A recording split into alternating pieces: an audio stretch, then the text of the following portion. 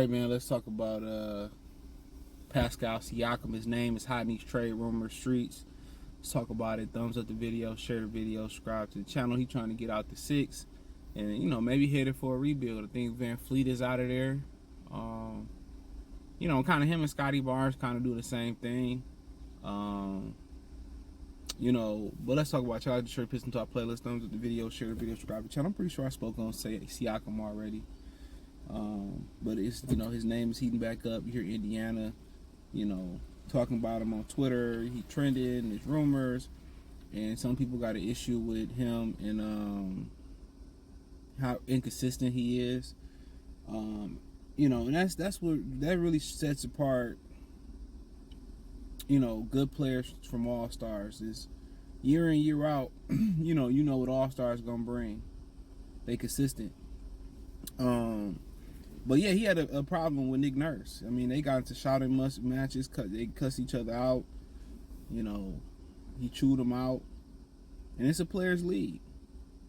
That's one thing y'all gotta understand. They gonna get rid of a coach before they get rid of a player. Cause guess what? I put it to you this way. You got a rotation of women, right? And you got one that you really like the most. You right? And then somebody said, well, you got to give up the two other women and keep one. Who you gonna stay with? You gonna stay with the woman that brings you the most value? Sorry, I got to stretch my leg out. You gotta be with the woman that brings you the most value, or who you like the best. It is what it is. And somebody said you got to sell a house, 2 houses, live in one, sell one. Which one you gonna sell? You know what I'm saying? Now, some people might have had a mindset, I'm going to sell the one that costs the most and live in the other one. Hey. So, most people going to say, man, I'm going to sell the one that costs the most and I live in the moderate one. But at the same time, bro, it's like, that wasn't the best analogy, but I think y'all got the gist of it. You gonna let the coach walk. You gonna keep the valuable asset, but Pascal Siakam can steal one out. Being in Toronto, keep going through customs, high taxes, and you're not winning up there, so you're gonna want to be out. And it's a very difficult thing because Jason McLaren threw out a lineup out there yesterday on live, and I spoke on it. In which the Pistons would throw out K, Ivy, Ashore, Isaiah Stewart, and Jalen Duren. And I was just saying, defensively that would be a great lineup, but offensively, you lacking some shooting.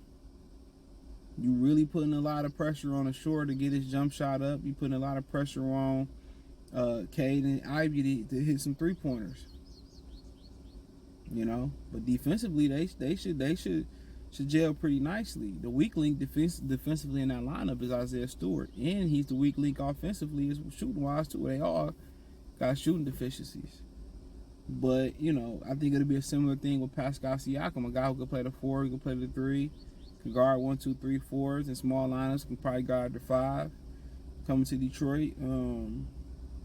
But I think somebody was saying, well, Ivy and Short Thompson are kind of repetitive. I don't really think they're repetitive. I think Short Thompson, you got to remember, he's 19 years old. He's still growing. He already 215, so you probably looking. He probably gonna end up anywhere from 220 to 230. So Short Thompson is a wing. They gonna want him to guard the best forwards out there. And as he get in the league and continue to build his man strength up and his body up, he gonna be the guy in that small forward position doing his thing. But yeah, he can facilitate and all that stuff and get to the rack. And him and Ivy do some of the similar things. They both can facilitate. They both can get to the rack and score. But they both need to get a jump shot. But that's not nothing that you worry about not being able to work together. Because Cade bring a whole different, totally type of game compared to them. Facilitator, balance, can score. I think the jump shot will come along. So, very interesting, but they both athletes and could defend. You add Siakam to that mix, shooting is still a challenge. Depending on who you give up in the trade for Siakam, which you probably gonna give up some draft capital, shooting is still a problem. That's where it becomes an issue at. Now, it ain't no golden rule that say you got to start a Short Thompson. You know, so would you go in there and say, well, we go Sasser and Ivy in the backcourt, Cade at the 3, or if we was able to, you know, put Joe Harris at the 3, and we go with Joe Harris, Cade, Ivy, Siakam, and Jalen Duren, or you keep Bojanovic, you put him at the 3 for shooting purposes. You know, so you got questions. I mean, what type of balance you want? You got a lot of firepower coming off the bench shooting. Can Isaiah Livers hold up and shoot the ball well enough? So, really, a lot of the Pistons, you know, future is determined on how they shoot the ball. But I think Monty is going to draw up an offense in which is pretty much conducive to what they do well. And I think that's getting up and down the floor. That's attack the paint, kill the mid-range game and the floater game, and get to the free throw line. So, could Siakam work? Yeah, you know, ideally it could work, but is it worth trading a lot of assets for when you can wait to the trade deadline and make some things happen and see who available, or wait till you get your $60 million next year and see who you can get to play the 3 position? Yeah, then that's interesting as well too. You know, but I just think, you know, had you was able to get a Cam Whitmore at the small forward position, or Taylor Hendricks at the 4, that would have afforded you more time. That would afford you more leeway on what you wanted to do, because you would have got shooters. But they banking on a Short Thompson being able to shoot the basketball, so they banking on Ivy and Cade to be able to shoot the basketball a lot. So they're really banking on development. So.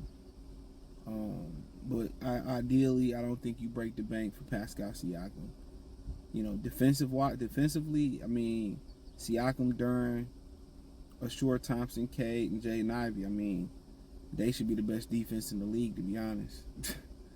But offensively, you know, if you get to the playoffs, you get in the half-court situations, there are going to be challenges. And they all willing shooters. Cade is a willing shooter. There's no Ben Simmons shit over here. Ivy a willing shooter. Sure gonna shoot it. And Pascal Siakam is a willing shooter, especially from the corner. So, I mean, this is gonna get interesting. But for me, nah, I'm good on it. But I wouldn't, if they did it, I wouldn't shit on it at all. But yeah, but I don't think so. You give up that capital for him, you know. But defensively, he would, you know. They bare minimum should be one of the elite top 5 defenses in the league if that happens. So check out Detroit Pistons Talk playlist. Thumbs up the video, share the video, subscribe to the channel. Next subscribe button is the bell icon button. Hit all notifications, increase your chance, get notifications. We go live or drop a video. Financially, want to support the channel? Cash App $CJ Good 313, Venmo CJ Good 313, PayPal in the description. Hit the link tree. Find me on Twitter, Instagram, Spotify, Anchor, Cash App, Venmo, PayPal, Apple Podcasts, Google Podcasts, the whole 9. Hit the link tree. Find me on Twitter, Instagram, Spotify, Anchor, Cash App, Venmo, PayPal. I think I'm going to join Kick, but I got to figure out how all that shit work. It's a new streaming platform, so yeah. So I joined Kick. I'm going to have to do more live streams, so we'll figure it out. Check out Detroit Pistons Talk playlist. Don't forget to check my main channel out right here on YouTube, Goodfella TV. Also got a new channel too for y'all like to talk just current events, man's talk, stuff like that. Check it out, Free Game 89. It's FR 2 3s instead of E Game 89. Peace.